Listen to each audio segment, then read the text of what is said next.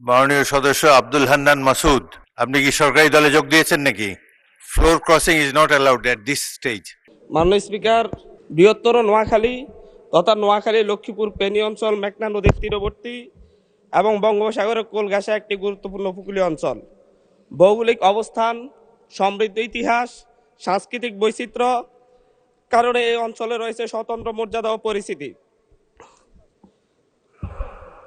উল্লেখ্য, বৃহত্তর নোয়াখালীকে বিভাগ ঘোষণা করার দাবিতে 1994 সাল থেকে অদ্যাবধি প্রায় 31 বছর যাবৎ এ অঞ্চলের জনগণ ধারাবাহিকভাবে আন্দোলন করে আসছে। ইতিহাস পর্যালোচনা করলে দেখা যায়, ব্রিটিশ সরকার যখন 1772 সালে মাত্র 18টি জেলা ঘোষণা করে, তখন নোয়াখালী ছিল অন্যতম একটি।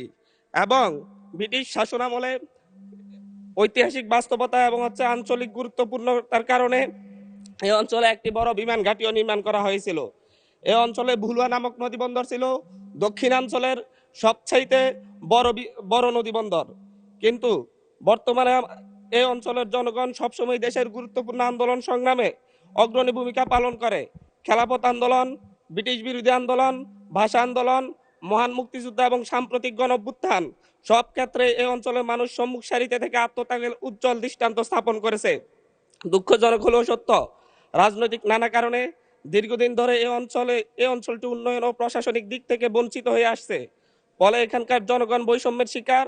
অথচ এই অঞ্চলে বীরশ্রেষ্ঠ রুহুল আমিন, ভাষা শহীদ সালাম, শহীদ সার্জেন্ট জহুরুল হক, প্রখ্যাত চলচ্চিত্রকার নির্মাতা শহীদ জহির রায়হান, বিশিষ্ট বুদ্ধিজীবী শহীদ মুনীর চৌধুরী এবং সাবেক 3 বারের প্রধানমন্ত্রী আপসীন নেত্রী বেগম খালেদা জিয়ার মতো কৃতি সন্তানের জন্ম দিয়েছে এই অঞ্চলটি।